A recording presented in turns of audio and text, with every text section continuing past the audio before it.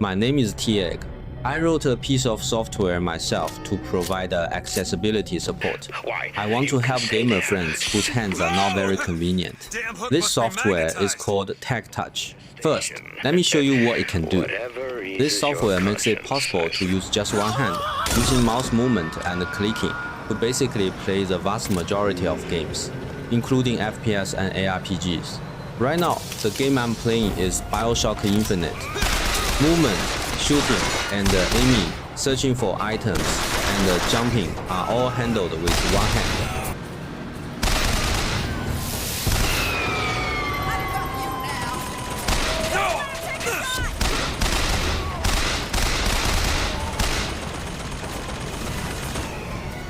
Blackness, Wukong.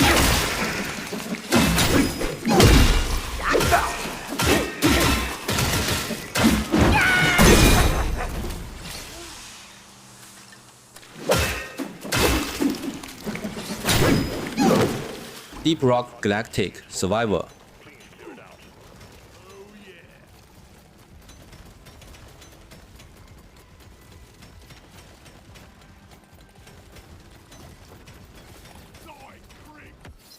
Samurai Showdown 4 Amakusa's Revenge.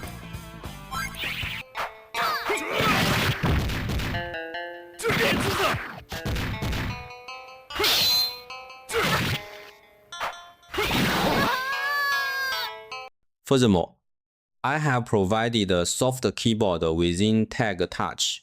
Typing with one hand holding the mouse is no problem. Combined with floating buttons set as shortcuts, it can also meet daily operational needs.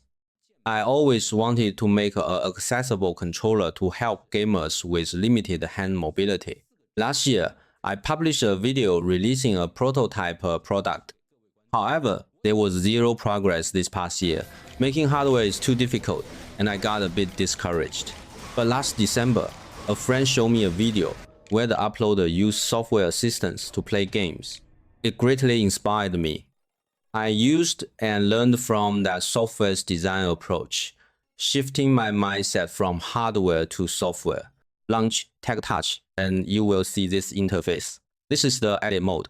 Here we can configure profiles and set key bindings.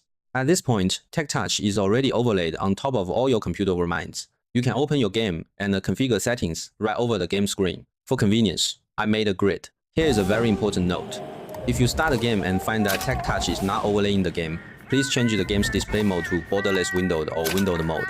If the game can only run in exclusive full screen mode, TEGG Touch will not be able to be used.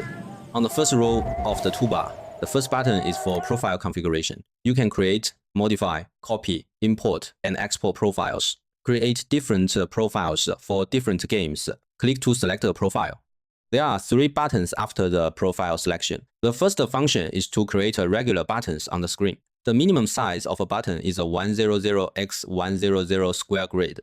They can be dragged and stretched, which is very convenient. This is the idea I used on that accessible keyboard project, and now I'm applying it here. Double-clicking a button reveals the edit interface. All mouse actions can be configured here, so one button can carry 8 different operations. Supported key values can be seen in the list on the right. Of course, every trigger type supports key combinations. A special note here.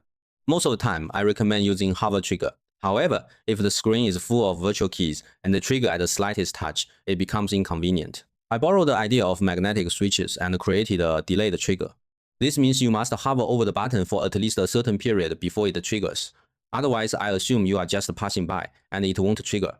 I implemented both delayed trigger and delayed release. You can define the parameters yourself. The second button is called Create Recentering Zone. It cannot be assigned a value. Its function is that as soon as the mouse cursor moves into this area, it will immediately recenter to the dead center of the screen. This is helpful in games involving camera movement.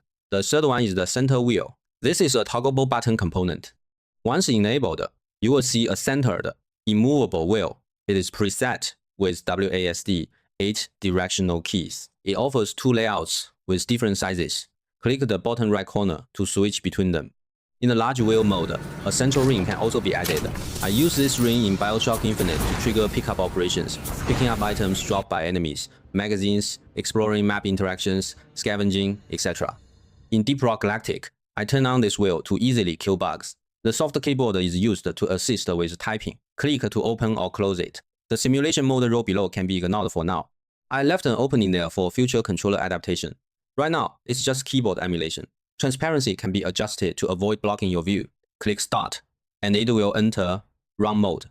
Buttons become uneditable and enter their usage state. The toolbar in Run mode has 4 core functions. The first is Auto Center.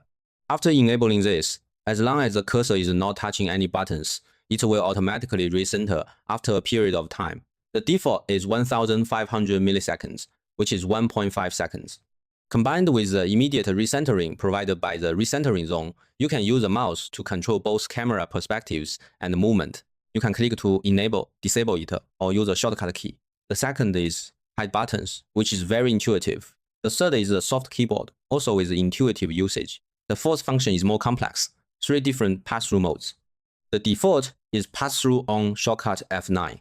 At this point, the game screen behind these virtual buttons is also operable, even if blocked by the buttons.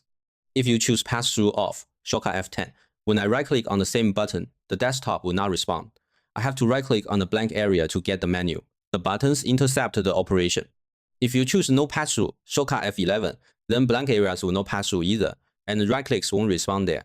However, right-clicking on the buttons will respond. Essentially, in no pass-through mode, the button areas act as holes that allow pass-through. Why do this? Let's look at the Black Myth, Wukong. In the first 2 modes, clicking buttons causes the camera perspective to move along with the click. Only in the no pass-through mode does it remain still. All the above functions in Run mode support shortcut key modification. In Edit mode, I have 3 buttons left unintroduced. One is About TEGG Touch, and the others are Settings and Close Software. In Settings, you can modify shortcut keys and also change the Auto Center timer. Don't set it too fast, otherwise your mouse will be snapped back instantly. That covers the basic functions of the software. Friends in need can contact me anytime via the QR code inside the software to provide feedback. Everyone's usage is different, with their own approaches. And it also requires some practice and adaptation. I hope it can help everyone. TEGG Touch will absolutely never charge a fee. I have open sourced it on GitHub, and it can be downloaded via the addresses in the video description or the comment section. It's not particularly advanced software. It's just that people who can make it don't necessarily know such a need exists. And I just happen to know. And right now, with the help of AI, I also have the ability to write this kind of code. I don't know where the development of AI technology will ultimately lead. But this software I made using AI to provide accessibility support is definitely one step further in the direction of using AI to better serve humanity. If you have someone around you who needs it, please send this software to them. Thank you.